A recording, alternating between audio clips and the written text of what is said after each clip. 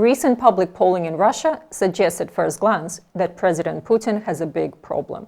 Ahead of presidential elections this year, the number of Russians who believe Moscow should begin peace negotiations with Ukraine has reached a record high. So, does this mean Russian public opinion is turning against Putin's special military operation? And what does it mean for Putin's chances of re-election? While it's difficult to draw firm conclusions from polling in Russia, it would appear that many Russians aren't particularly concerned about the death and destruction in Ukraine. Instead, they're growing increasingly restless about how the war is affecting their own quality of life at home. I'm Anya Korzun, reporting from Kyiv. Subscribe to our channel for regular updates, exclusive interviews, and explainers.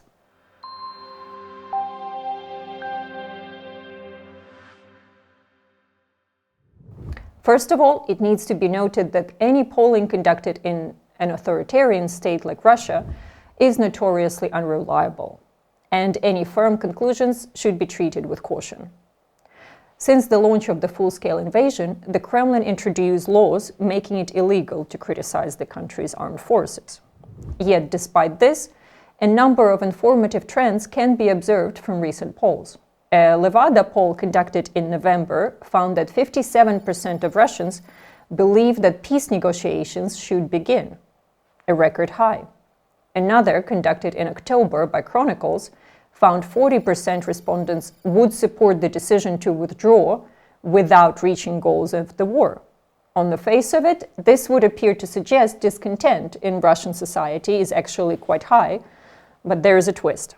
The same polls also asked about support for the actions of Russia's military in Ukraine, and the results are somewhat contradictory.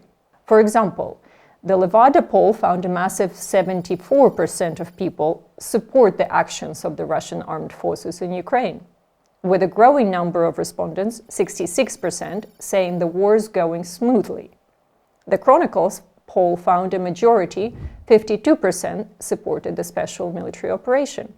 And another, in November, by the US-based University of Chicago's National Opinion Research Center, found that 63% of respondents supported Russia's special military operation. So how can Russians simultaneously support both peace and the war in Ukraine?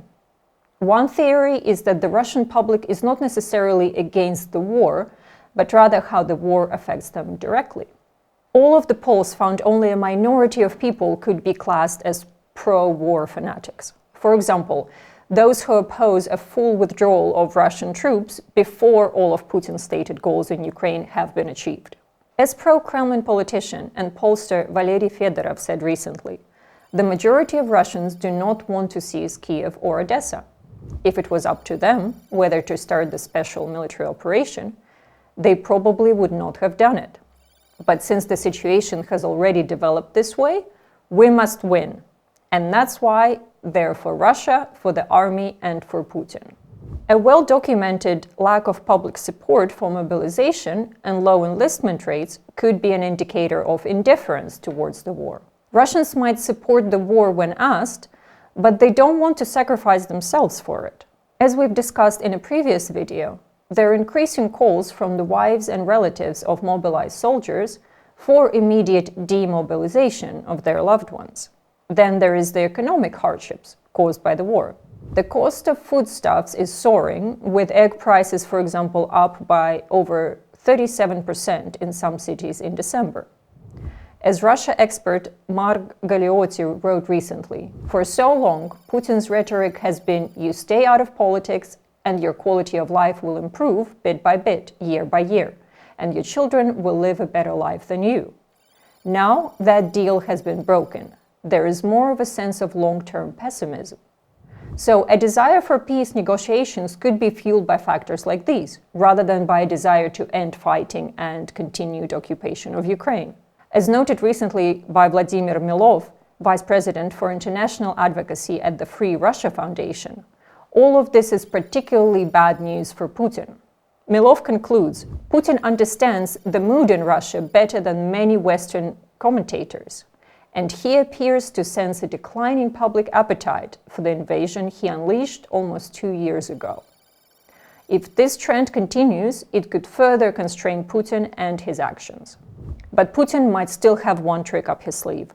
A Kremlin drive to rally the population around what they refer to as traditional Russian values does seem to be resonating among people. 2024 has been declared the year of the family.